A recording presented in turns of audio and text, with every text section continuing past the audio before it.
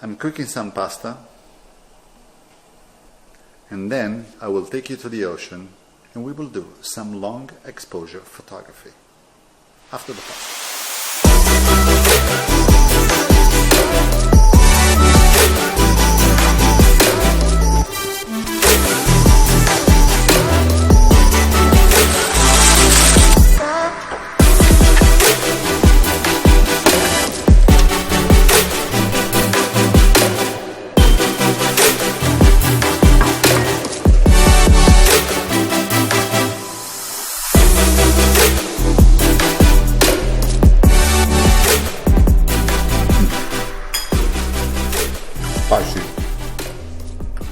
Today we are going to the ocean and we are going to talk about long exposure photography. I will tell you why I do long exposure photography, what you need to take long exposure shots, and also I will tell you what is my workflow, so how to take long exposure photography.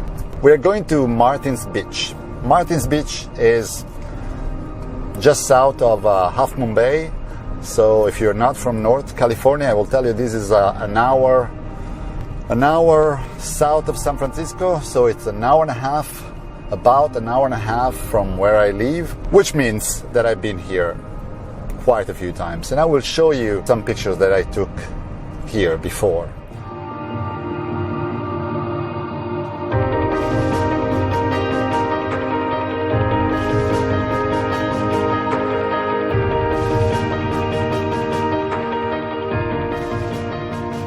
What is special about Martins Beach is that it's a private beach.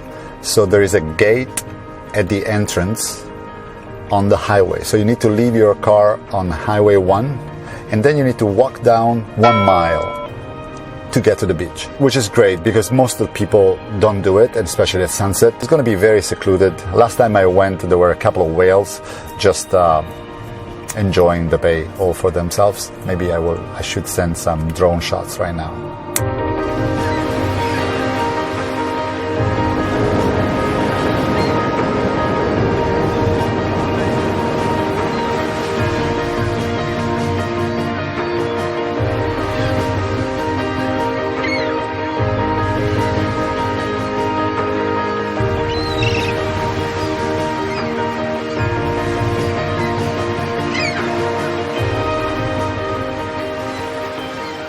Unfortunately, today I don't see a single cloud in the sky, but you never know. It's 6 o'clock. We are possibly 20 minutes away. Sunset is at 8:28 today. I don't have a lot of hopes, but that's not important. We will enjoy the experience anyways. By the way, the pasta was really, really good. And here comes my very first tip for long exposure photography. Before going out, just make sure that you eat a very good bowl of pasta. That's what I do. I strongly recommend it. So this is the gate and this is the road that will take us down to the beach. Let's go.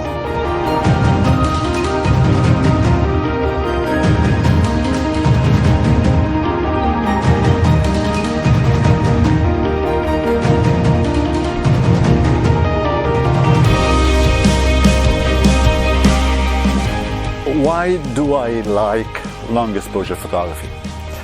Well, I think that long exposure photography helped me to create very minimalistic compositions. I love seascapes, I love the water, and I feel that the waves can be very disturbing. It can be an element of distraction. And with long exposure, with very long exposure, I'm able to smooth the water and create a very serene atmosphere, very serene mood. And that's, for me, is the beauty of long exposure. I also like the idea of creating an image that our nude eyes cannot see. Martins Beach is great for photographers and surfers. And here we are one. Hello, mate. How are you? Awesome. Anyways, I like long exposure also because it helps me to create a non-descriptive image of a place, meaning that the long exposure helps to create this surreal atmosphere, this surreal image that doesn't really exist when you look with your own eyes. I think we need to fix the exposure here. Better. All right. Unfortunately, I still don't see clouds beside those two up there. That will not help a lot at sunset, but we'll see. I think this place is beautiful and you will love it. I'll see you down.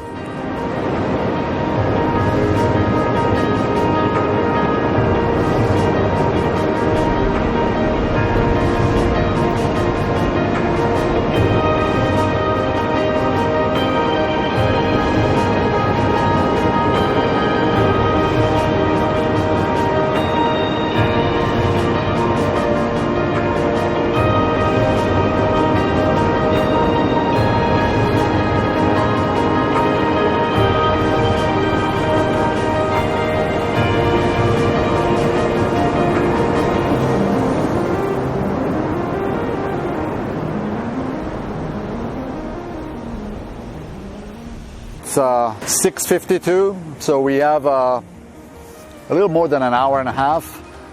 Plenty of time to decide the best composition for today, but also to tell you how to take long exposure, and before, what do you need to take long exposure.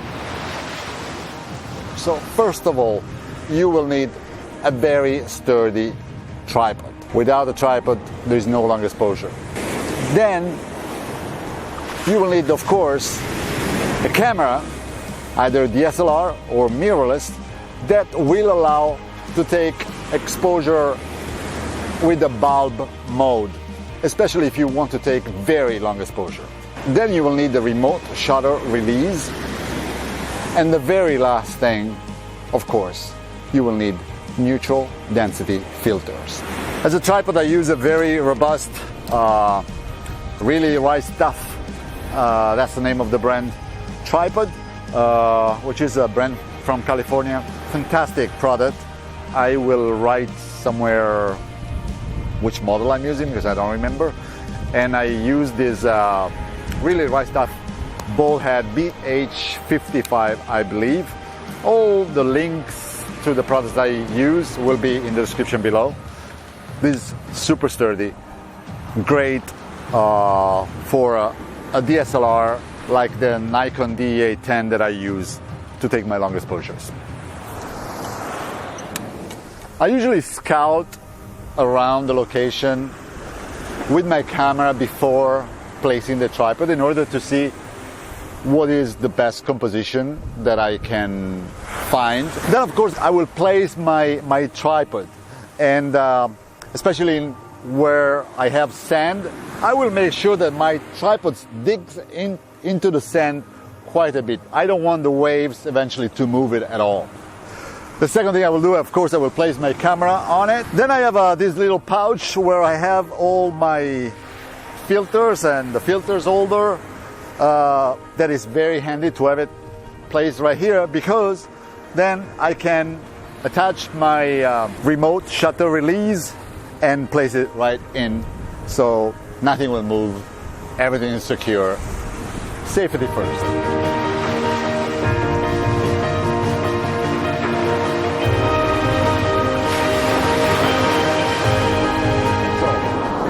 So I told you why I take long exposure photography, and I told you what you need.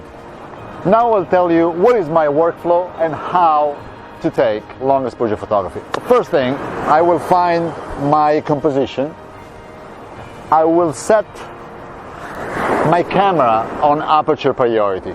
I'm using a 20mm lens, 1.8, which has the sweet spot, so the best aperture possible at f8, where there is a very nice sharpness throughout the image. So that's what I'm doing. I'm selecting f8 aperture priority, and I will just see, putting the lower ISO possible, and with the Nikon D810 is ISO 64, I will see what is the shutter speed that I have. In this case, right now, an hour before sunset, I have 1/125th of a second. This will give me an idea of what kind of filters I need in order to smoothen the water, make sure that these very rough waves will become super smooth. And in my experience, you will need at least 3 or 4 minutes to do so. So I will need to use an ND filter that is at least 15 stops. I know that because I've been doing long exposure for many years, but there are many apps that you can use, and I will put some links in the descriptions where you just select the shutter speed that you have without a filter, and you will have the resulting shutter speed that you will need to use, selecting the appropriate ND filter that you're using. Now I will take a picture without any filter and focusing on the rocks all the way there. Of course, you want to focus before putting the ND filter on.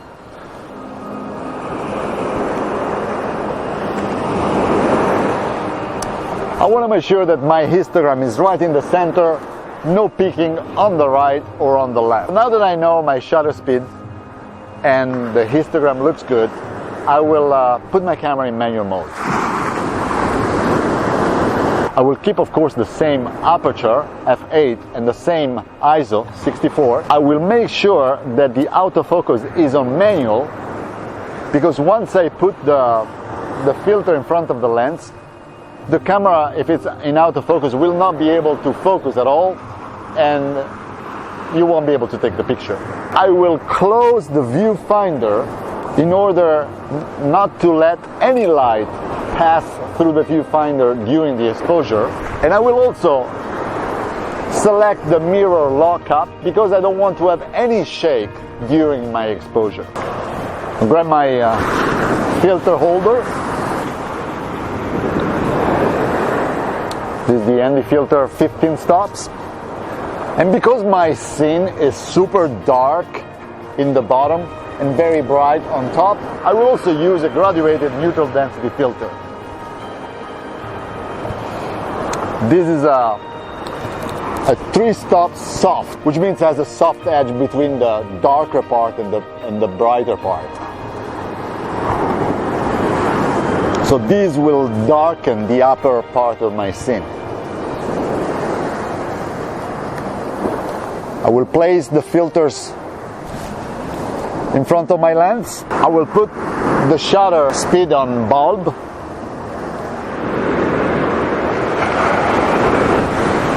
Oh, the countdown has started. I got my third wave in the meanwhile. My feet are completely wet, and now we just wait. Something I like a lot about long exposure photography is also that I'm able to really enjoy the scenery while my camera is taking the photo.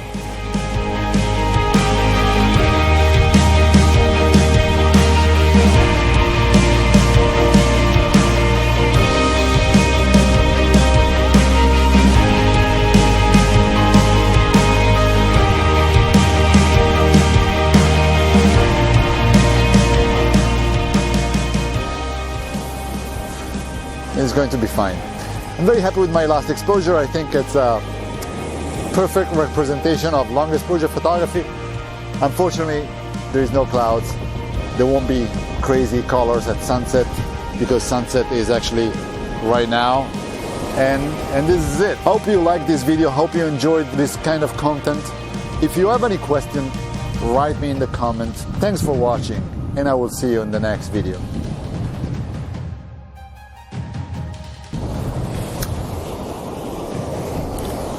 One very last tip before going: if you're thinking long exposure photography by the water and you're also making a YouTube video, maybe bring an extra pair of shoes.